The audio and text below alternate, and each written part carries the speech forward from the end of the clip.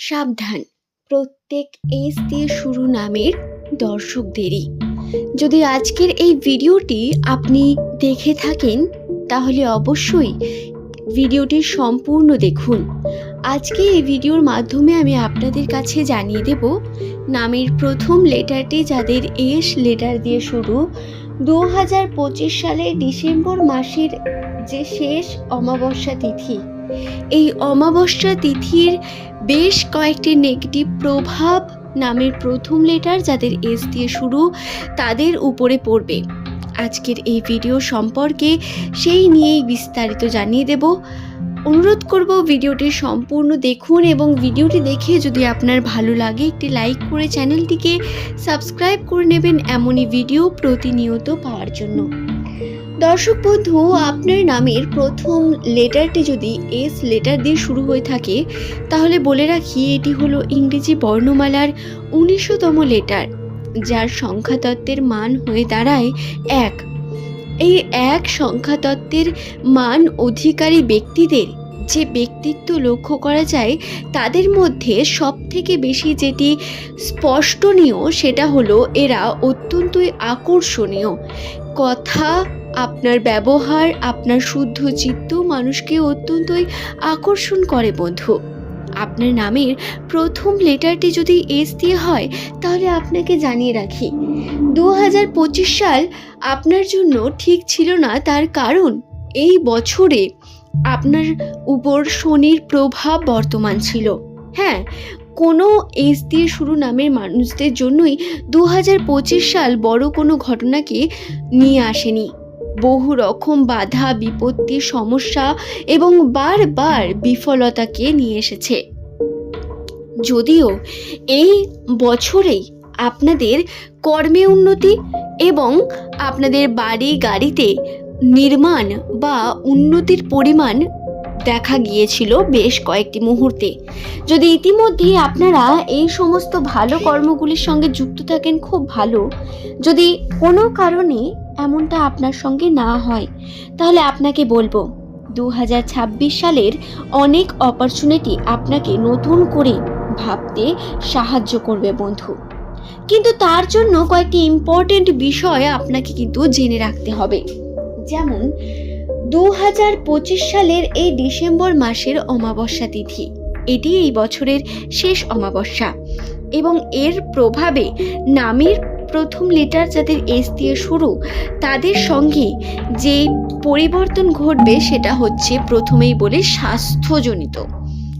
স্বাস্থ্যে আপনাদের খেয়াল রাখার যে চিন্তাভাবনা এটাকে অনেক বেশি বৃদ্ধি করতে হবে। স্বাস্থ্যের ক্ষেত্রে আপনার শরীর কিন্তু বিভিন্ন দিক থেকে আপনার সঙ্গ দেবে না। শরীর যদি ভালো না থাকে আমরা কোনো কর্মকেই সঠিকভাবে করে উঠতে পারি না। শরীর যদি সঙ্গ না দেয় আমরা যেমন ভালো ভাবতে পারি না, ভালো থাকতে পারি না, ঠিক তেমন ভালো কিছু করতেও পারি না।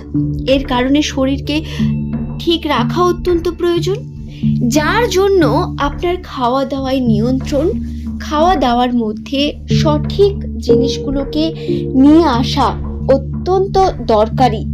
যদি আপনারা অনিয়মিতভাবে খেয়ে যান বা কোনো সময়ে না খেয়ে আপনারা বিভিন্ন ভুল ভাল সময়ে খাবার গ্রহণ করেন, খাদ্য হলো আমাদের সব থেকে বড় উপাদান শরীরকে সঠিক রাখার জন্য। তাই তেল, মশলা এই জাতীয় খাবার থেকে একটু দূরে থাকতে হবে নামের প্রথম লেটার যাদের এস দিয়ে শুরু তাদের প্রত্যেককে। এই অমাবস্যা তিথিতে আপনাদের শরীরের সমস্যা দেখা দেবে। কারোর ওজন বৃদ্ধি পাবে, কেউ আবার বিভিন্ন রকম সমস্যা, ঠান্ডা লাগা, পেটের সমস্যা, নার্ভের সমস্যা এগুলো হতে পারে। এছাড়াও যে সমস্যাগুলো ঘটবে, কারোর রক্তাল্পতাও দেখা দিতে পারে, প্রেশারের বিভিন্ন রকম সমস্যা, এইগুলো কিন্তু আপনার রাশিতে অনেক বেশি পরিমাণ রয়েছে। তাই সাবধানে থাকা আপনার জন্য অত্যন্ত প্রয়োজন। নামের প্রথম লেটার যদি আপনার এস দিয়ে হয় এই বিষয়গুলিকে খেয়ালে রেখে খাবার দাবার গ্রহণ করবেন। দর্শক বন্ধু, অমাবস্যা তিথি হলো আমাদের জন্য অত্যন্ত খারাপ একটি ব্যাপার।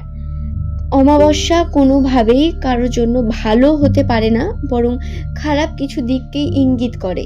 এবং এই অমাবস্যা তিথিতে যদি আপনারা কিছু ছোট ছোট ভুল করেন, যেমন আমিষ খাবার গ্রহণ করা বলুন, বা কাউকে কটু কথা বলা, এই অমাবস্যার দিন চুল নখ দাড়ি কাটা, এই যে জিনিসগুলো, এগুলো কিন্তু আরও বেশি নেগেটিভিটিকে আপনার মধ্য দিয়ে প্রবেশ করায় এবং তার ফলে আপনার ক্ষতি হয় অবশ্যই। যার জন্য আমরা একটু যদি সাবধানে থাকি এবং সঠিকভাবে নিজেদের জীবনযাপন করি, তাহলে এই নেগেটিভ বিষয়গুলো আমাদের কাছে আসতে পারে না। এখন অনেকের মনেই এই প্রশ্ন আসবে, বা অনেকেই হয়তো বলবেন নেগেটিভ জিনিস বলে কিছু হয় না, বা অনেকে হয়তো মানেন না এই বিষয়গুলো। কিন্তু বন্ধুরা, ঈশ্বরে বিশ্বাস করেন? তাহলে যেহেতু ভালো আছে, এর সঙ্গে খারাপও কিন্তু আছে, এবং সেটা আপনি বিশ্বাস করুন বা নাই করুন, তাতে কিছু পরিবর্তন হয় না। তাই আপনার যেটা কর্তব্য, আপনি সেটা করার চেষ্টা করুন নিজেকে ভালো রাখার জন্য। এবং এই দিন ছোট ছোট কোনো কর্মও করতে পারেন। অমাবস্যা তিথিটিতে নেগেটিভ শক্তি যেহেতু বৃদ্ধি পায়, সেহেতু আপনি আপনার নেগেটিভিটিগুলোকে কিন্তু পুড়িয়ে ফেলতে পারেন একটা ছোট্ট উপায়ের মাধ্যমে। একটি প্রদীপ প্রজ্বলন করুন রাত্রিবেলা, এবং রাত্রিবেলা সেই প্রদীপকে প্রজ্বলন করে আপনারা নিজের যে সমস্যাগুলি, সেই সমস্যাগুলিকে সেই প্রদীপের মধ্যে আপনি পুড়িয়ে ফেলুন। একটা কাগজের মধ্যে লিখবেন আপনার জীবনের যে সমস্যাগুলি রয়েছে। খুব সহজে আমি বিষয়টি আপনাদের বলছি, আপনারাও এরকমই সহজে করার চেষ্টা করবেন। এতে আপনার কর্মের উপর যে সমস্যা বা বারবার কাজ নিয়ে আপনার যে প্রেশার সৃষ্টি হচ্ছে, মানসিক চাপ সৃষ্টি হচ্ছে, এর থেকে রক্ষা পাবেন। কাজের যে বারবার আপনার সমস্যা আসছে, তার থেকেও রক্ষা পাওয়ার সম্ভাবনা বৃদ্ধি পাবে। কি করবেন, কিভাবে করবেন?